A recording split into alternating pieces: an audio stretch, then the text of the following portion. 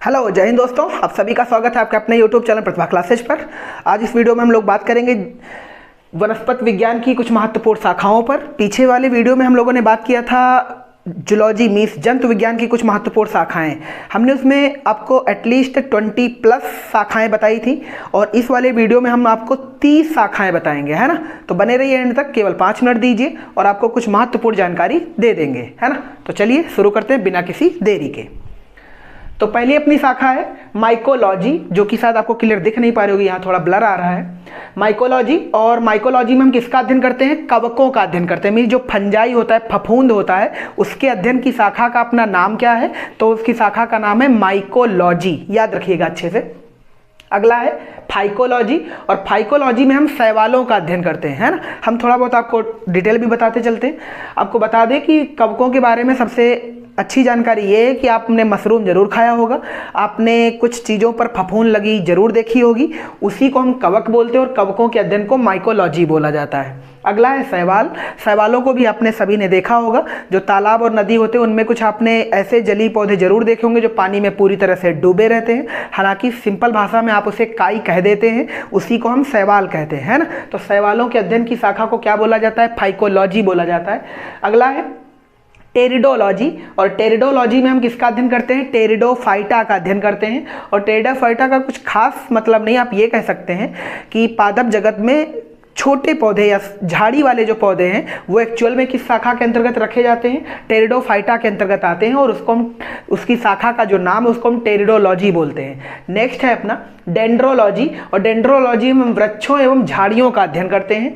Next है pharmacology. Pharmacology में हम औषधि पौधों का अध्ययन करते हैं, यानी वे पौधे जिनसे औषधियाँ प्राप्त की जाती हैं उन पौधों के अध्ययन की शाखा को हम फार्मेकोलॉजी बोलते हैं। जैसे कि तुलसी है, नीम है, अश्वगंधा है, सर्पगंधा, ये सब पौधों का अध्ययन क्या कहलाता है? फार्मेकोलॉजी कहलाता है। अगला है स्पर्मेलॉजी। स्पर्मेलॉजी में हम किसका अध्ययन करते हैं? बीजों का अध्ययन करते हैं। आपने स्पर्म तो जरूर सुना होगा, बीज या वीर भी कह सकते हैं आप इसे।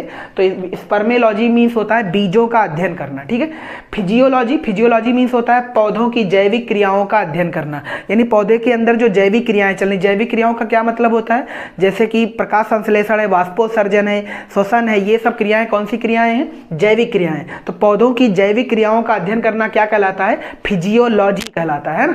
आगे बढ़ते हैं। अगला स्पेस बायोलॉजी। स्पेस बायोलॉजी का क्या मतलब होता है? अंतरिक्ष में स्थित पौधों का अध्ययन करना, यानी कुछ पौधों की ऐसी भी जातियां होती हैं जिन्हें अंतरिक्ष में ले जाया जा सकता है और उनसे वे सभी प्रक्रियाएं कराई जा सकती हैं जो नॉर्मल पौधे यहाँ जमीन पर करते हैं, जहाँ पर वायुमंडल है वहाँ करते हैं। अंतरिक्ष का मतलब होता है जहाँ पर वायुमंडल नहीं है। इसका एक बहुत फेमस पौधा है, जिस नाम सुना होगा आपने, क्लोरेला।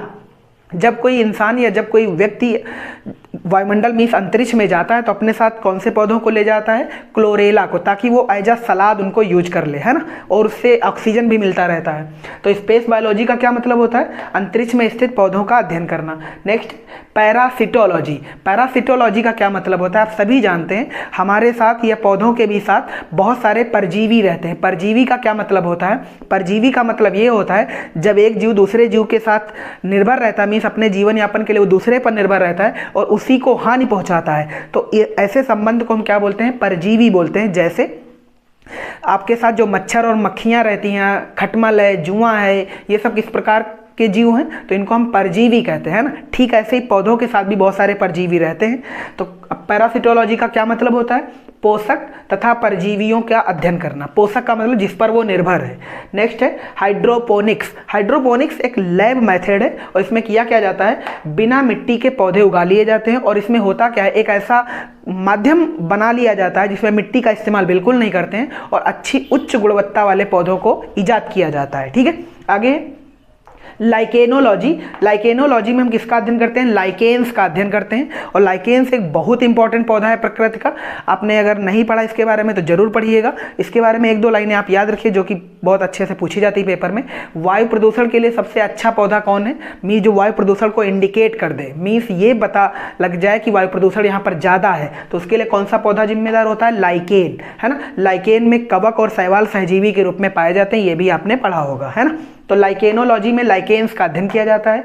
अगला एक्सोबायोलॉजी। एक्सोबायोलॉजी में होता है जो अन्य ग्रह पर उपस्थित पौधे या जीव हैं उनका अध्ययन करना क्या कहलाता है? एक्सोबायोलॉजी। मीन्स अन्य, जैसे मान लीजिए अभी मनुष्य मंगल ग्रह पर भी पहुंच, मतलब वहाँ भी समझो प्लाटिंग होने लगी, यानी इंसानी ताकत वहाँ भी पहुँच रही है और उस ग्रह को भी बिल्कुल सत्यानाश कर देंगे, पीट देंगे सब, है ना, अच्छे से।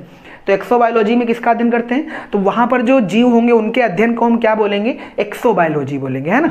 नेक्स्ट है साइटोलॉजी। साइटोलॉजी में हम किसका अध्ययन करते हैं? तो कोशिका का अध्ययन करते हैं। मीन्स कोशिकाओं के बारे में टोटल जानकारी के लिए आपको कौन सी शाखा देखनी होगी? साइटोलॉजी देखनी होगी, है ना। इसी में छोटी कोशिका, बड़ी कोशिका की संरचना, उसमें कौन कौन से अंग आते हैं, कैसे बिहेव करता है, ये सब उसी में जानकारी मिल जाती है ना। आपको काम के लिए कुछ जानकारी बता देते हैं। सबसे छोटी कोशिका कौन सी होती है? तो आपने अगर नाम नहीं सुना तो हम आपको बता देते हैं, माइकोप्लाज्मा गैलेसेप्टिकोमा। और सबसे बड़ी कोशिका कौन सी होती है? शुतुरमुर्ग का अंडा, है ना।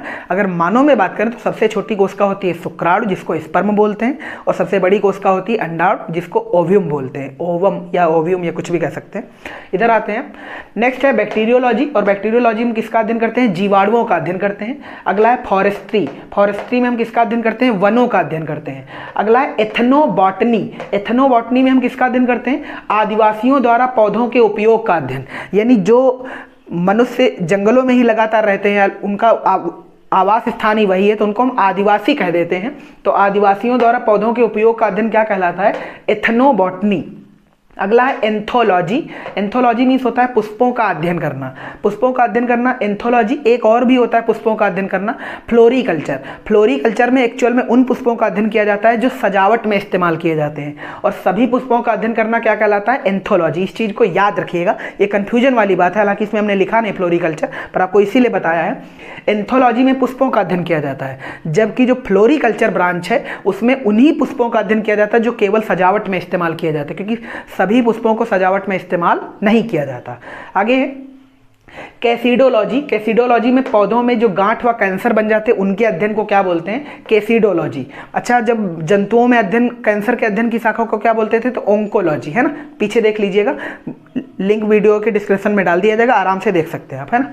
आगे माइकोप्लाज्मोलॉजी। माइकोप्लाज्मोलॉजी में हम किसका अध्ययन करते हैं? माइकोप्लाज्मा का। और अभी हम आपको बता चुके हैं कि माइकोप्लाज्मा पूरे ब्रह्मांड की सबसे छोटी कोशिका है, ठीक है। अगला है डेंड्रोक्रोनोलॉजी। डेंड्रोक्रोनोलॉजी के अंतर्गत हम वृक्षों की आयु का अध्ययन करते हैं, और आपने कभी ना कभी जरूर ये पढ़ा होगा कि वृक्षों की आयु को एक्चुअल में उनमें जो तने में एनुअल रिंग्स बनती हैं, वार्षिक वलय बनती, उनको गिन करके किया जाता है। तो उनके गिनने की शाखा का भी एक नाम है डेंड्रोक्रोनोलॉजी, है ना। आगे है एग्रोस्टोलॉजी। एग्रोस्टोलॉजी में हम घास का अध्ययन करते हैं। अगला है पैलियोबॉटनी। पैलियोबॉटनी में हम पादप जीवाश्म का अध्ययन करते हैं। अगला है पेडोलॉजी। पेडोलॉजी में हम मृदा का अध्ययन करते हैं, मिट्टी के संपूर्ण जानकारी करने के लिए अपने पास एक ब्रांच है जिसका नाम है पेडोलॉजी। नेक्स्ट है विटीकल्चर। विटीकल्चर में हम लोग अंगूर की खेती का अध्ययन करते हैं, और हार्टिकल्चर में हम लोग बागवानी का अध्ययन करते हैं। मीन्स बागवानी के बारे में डिटेल से जानकारी है, उसके बारे में समझना और डिस्क्राइब करना। कौन सी ब्रांच है? हार्टिकल्चर।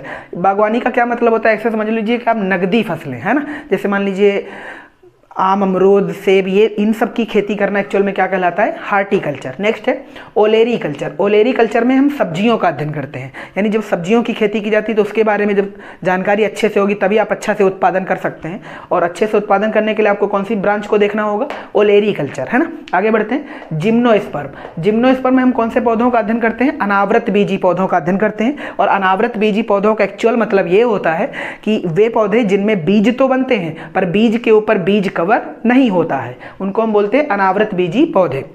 जैसे अपने चीड़ है, पाइनस जिसको बोलते हैं ना, देवदार है, सिड्रस जिसको बोलते हैं, और साइकस है, ये सब पौधे अगर देखे होंगे तुमने तो ये सब जिम्नोस्पर्म के ही उदाहरण हैं। इनको एक्चुअल में ज़्यादातर सजावट में इस्तेमाल किया जाता है। आपने पार्क वगैरह में देखे होंगे जो ताड़ जैसे वृक्ष होते हैं वो एक्चुअल में किसके हैं? जिम्नोस्पर्म के हैं। आगे एंजियोस्पर्म। एंजियोस्पर्म में हम कौन से पौधों का अध्ययन करते हैं? आवृत बीजी पौधों का। आवृत बीजी पौधों का मतलब होता है वे पौधे जिनके बीज के ऊपर छिलका पाया जाता है, वे आवृत बीजी पौधे कहलाते हैं। ये दो टाइप के होते हैं, एक बीजपत्री और द्विबीजपत्री।